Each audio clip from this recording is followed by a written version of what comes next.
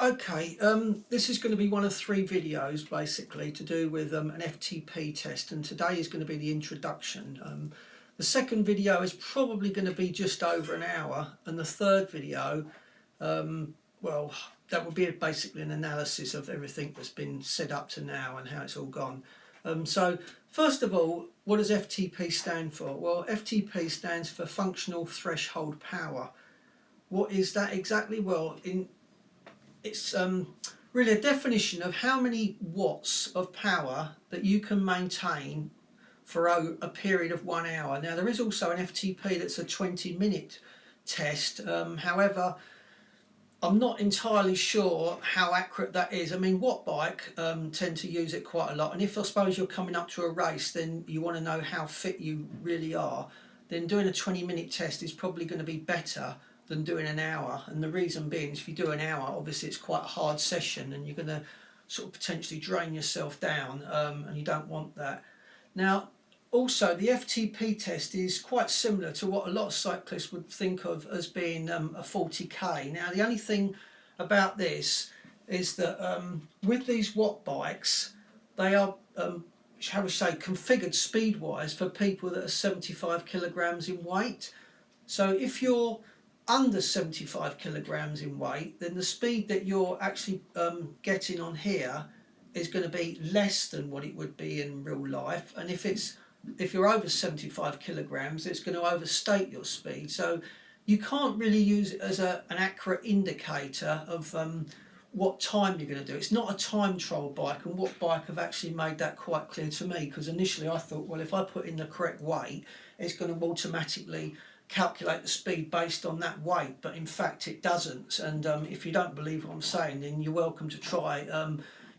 The way to test it is to put in the weight of 50 kilograms, put in a weight of 100 kilograms, and ride at a constant speed and see how it works out for you. And you will actually find it doesn't work out as you'd expect, basically. And I'll maybe explain that more on the website, because I don't want to make this too long-winded, and at the end of the day it's going to be difficult for me to explain in words so that you can understand. If on the website, all this will be written up, and it's going to be done in like an advanced section, because these FTP tests are really for probably quite serious cyclists. They're not really just sort of things that somebody who's going down to the gym on day one wants to be taking on, because if you do try one, if you do it properly, they're actually quite hard.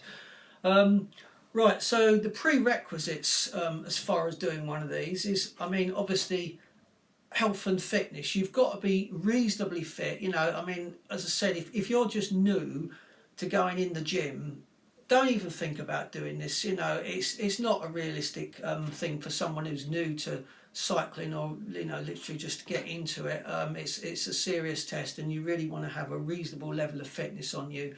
Yes, you can do a 40k, but really trying to push yourself isn't a good idea if you haven't got the fitness on you, because obviously I don't want to be responsible for encouraging someone to have a heart attack, and I'm not really overstating that. It's meant to be quite a hard thing. So in terms of what you need to do before you do this test, well, obviously you need to make sure the bike is set up correctly. Now, again, I'm not going to go into all this in exact detail, because Wattbike have already got videos up about this, and as I said, I'm not going to go over the same ground, but making sure you've got the handlebars and the saddle at the correct height, the correct position, is all going to make a massive difference to the outcome of this. And again, as a serious cyclist, you're going to know this anyway. Now, some people I know will say that the handlebars should be lower than the saddle, and absolutely, if you're doing a time trial out on the road, then that's absolutely crucial. And the reason being is to do with you reducing your drag coefficient. Now, when you're on a static bike, is it really that important? Well, I'd say probably not. Now, other people might have different views on that, I don't know.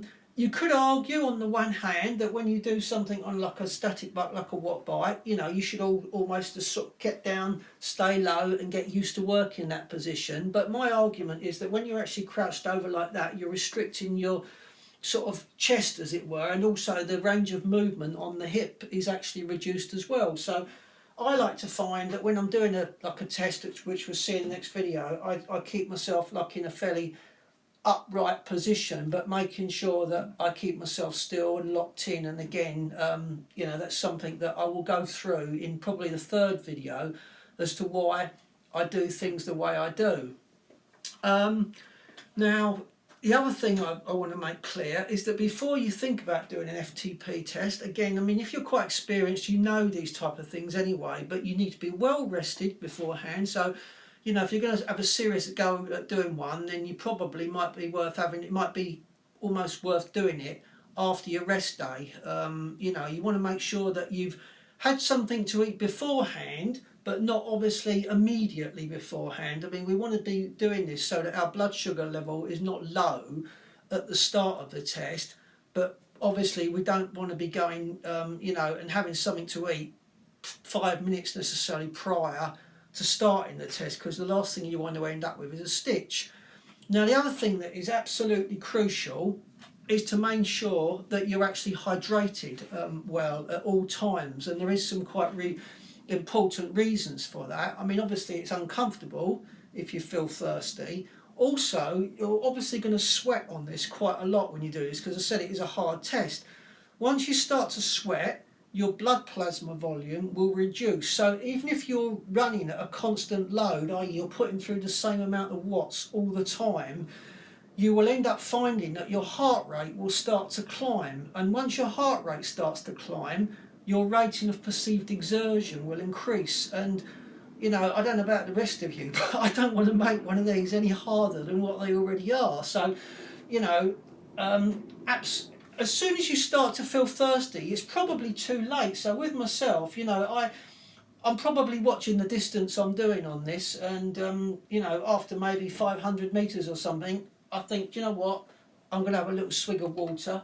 And I've also, let's say, make sure that you've got plenty of water here as well, because I would potentially go through at least a litre, you know, again, depending on how warm it is at the time, a litre of water. So I've got 2 litres of water on standby there for that. So, you know, so make sure you're well hydrated, keep yourself hydrated, because, you know, by taking a drink, you might find that your heart rate will actually drop again, providing the load is constant, and that's what you want to do. You want to keep yourself, or you keep your heart rate as low as possible, but obviously working right on that, I'd call it. It's like a threshold test in essence. So, you know, this whole test should be done at pretty much threshold pace, and the last few minutes, you know, if you really want to sort of give it some welly and take yourself into an overload, then that's absolutely fine. But what you don't want to be doing is going out like, and, you know, dying in the first 2 minutes. So, you know, it's all about pacing yourself absolutely, you know, right down to the line. Now, what else do I want to say?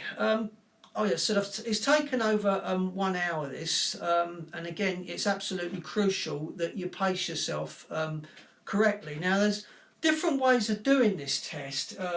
Now, I would say it's probably 3 ways. There's what the front loading way of doing it, which is what I tend to do myself. Now, what do I mean by front loading? Okay, well, probably a lot of you have heard about a negative split. That basically means that you've got to do the second half quicker than you do the first half. Now, with a 40k, I mean, I've done it in swimming over like a shorter distance, like 100 metres and that, but a 40k bike ride is quite difficult to actually do the second half quicker than you've done the first half, especially when you're doing it on your own. So if you really want to get your time down, what I used to do is go out reasonably hard in the first few minutes, but not flat out. You know, get the average speed up quite high, probably higher than what you would expect it to be at the end, obviously. So, I mean, for myself, if I was looking to do 40k in about an hour, obviously the speed I'd be looking to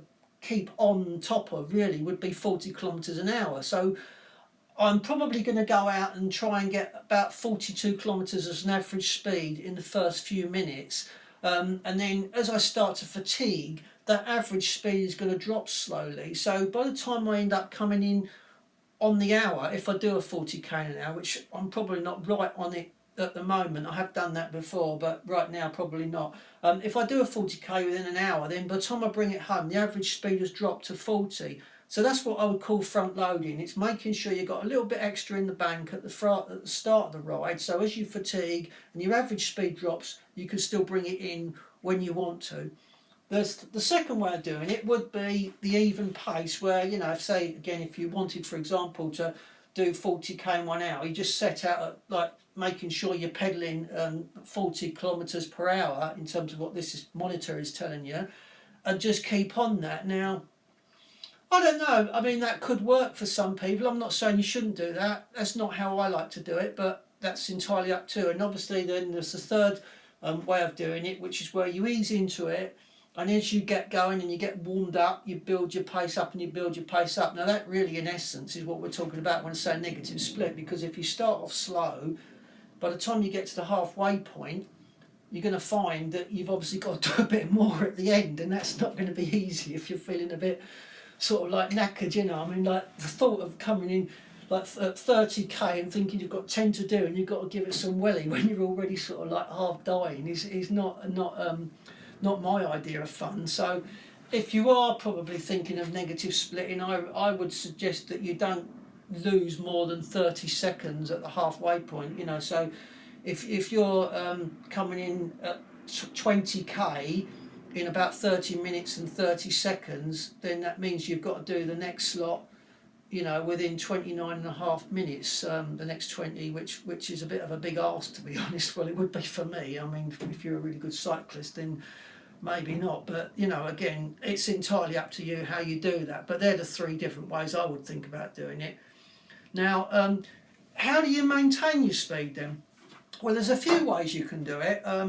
Now, what I've tended to do in the past is to, and I found the most efficient way, is to keep an eye, again, these monitors on Wattbike, and you can see the screens. I think Wattbike have got this information on their website, and again, potentially on the high performance training website for the people that are gold members, I will be getting some like images, and I will go through all of these different things so you can see exactly what's what. But you know, if you're going to do one of these anyway, you've probably been on a Wattbike before, you've got used to doing it, and if you haven't been on a Wattbike, then don't even think about it, you know. But yeah, get used to the screens and the information on there. But as I say, there's three ways of doing it. You've got like your watts, you know, you could almost say, well, once I know roughly how many watts of power I'm going to need in order to do this in 1 hour. Now, these bikes, as I said, they're geared up for someone who's 75 kilos in weight, and my research up to date tends to suggest to me that if you can do,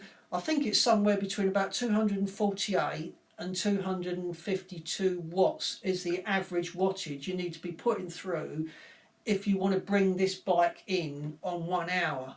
But that doesn't mean you know, that you've done necessarily an hour, because your weight is going to, if you're a person who's heavier than 75 kilos, although you've got the bike in on an hour, in a sense it's probably understated your time. You would have taken longer than that in reality to do it if that's all you're maintaining is 250 watts, and I'll explain that in a minute.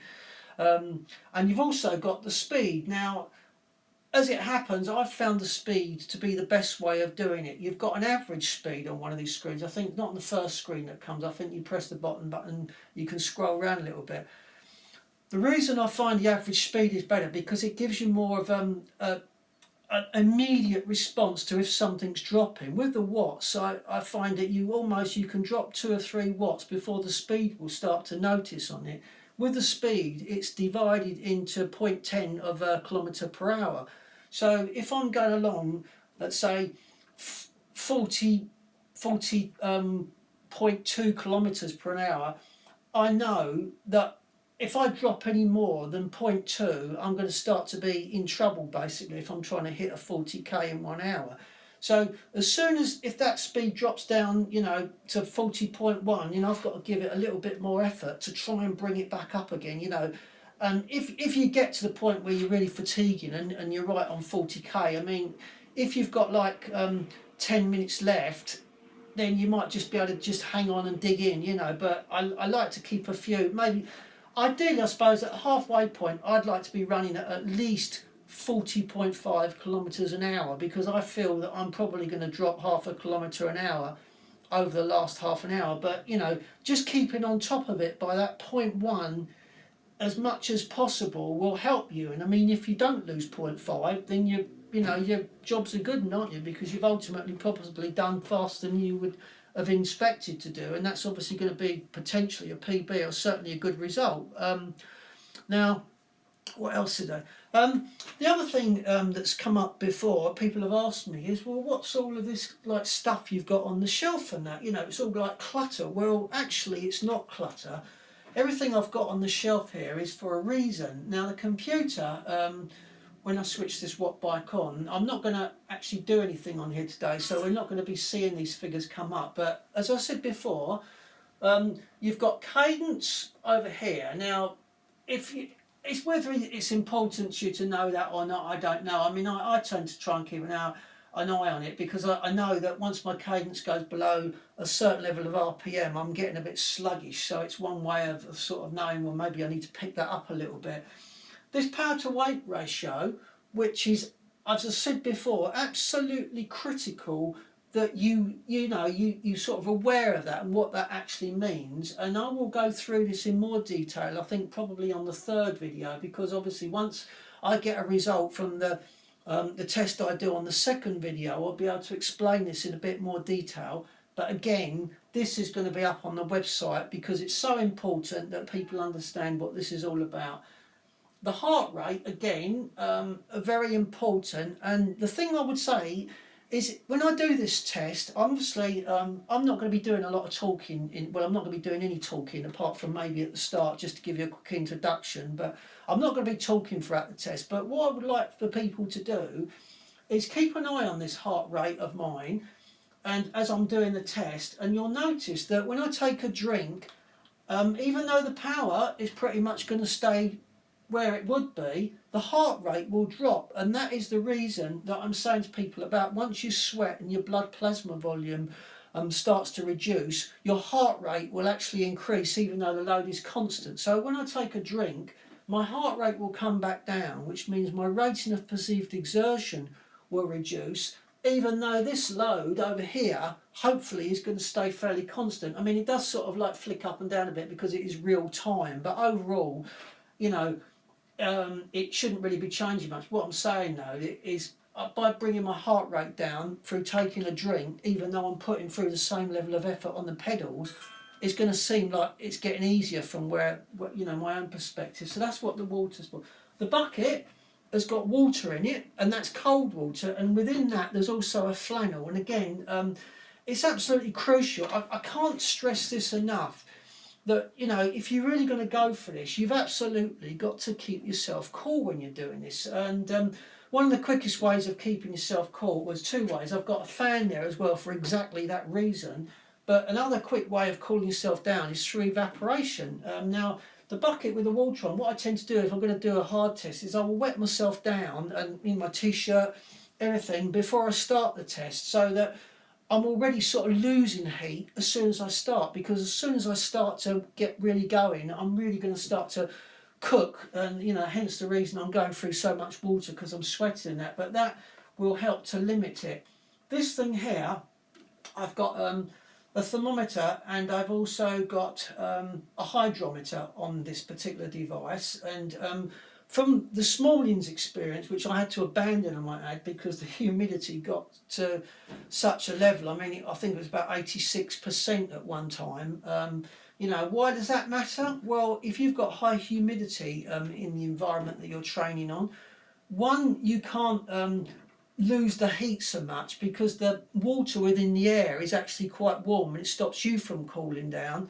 And you know, if you lose your core in terms of temperature, you're in serious trouble, to be honest. You know, I mean, I'm not saying you would die because you're probably going to stop beforehand, but it's certainly not going to be a very, very comfortable situation. So, you know, maintaining good core temperature is absolutely crucial, and that's why I keep an eye on this humidity. Now, at the moment, when I'm doing this, I don't know if you can see or not, it's only showing 70, which is not too bad. But you know, when you're cycling, if the number starts to climb up in around, because of you haven't got air conditioning and stuff, you know, you're really going to notice it.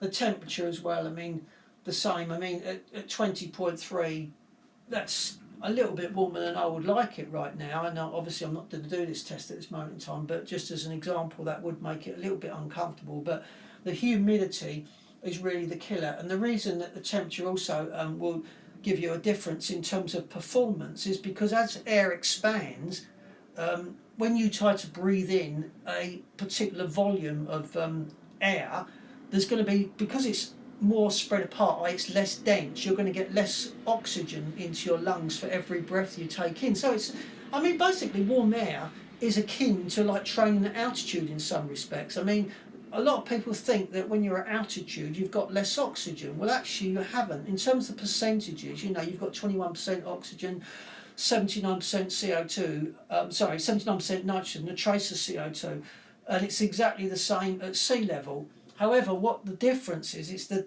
density of the air. So when you breathe the stuff in, you know, in terms of the amount of molecules that you're sucking in with say a litre or half a litre of air is not going to be as much, and hence the reason your blood can't get that oxygen in to the muscles where it needs it. So hence the reason, that's why it becomes harder. Again, this is all explained on the website, so I'm not going to go into this in detail. So I think that's pretty much it. You know, as I say, the most important thing, and I can't stress this, is do not try an FTP test unless you're reasonably fit, and you know, you're at least used to doing a 40k, and if you're not, you might be better off trying the shorter test first of all. But you know, again, as I say, this is a serious test. It's for people that are fairly serious about cycling, and you know, if you're just a casual cyclist going out and doing 5 or 10 miles a week, this isn't really for you. You know, it's just not. But anyway, I think that's it for now. If there's anything else, you know, I can think of, I'll bring it up in the third video. As I say, the second video will be me actually doing the test, and I'm not going to be talking a lot in there for obvious reasons. And okay, that's it. Thanks.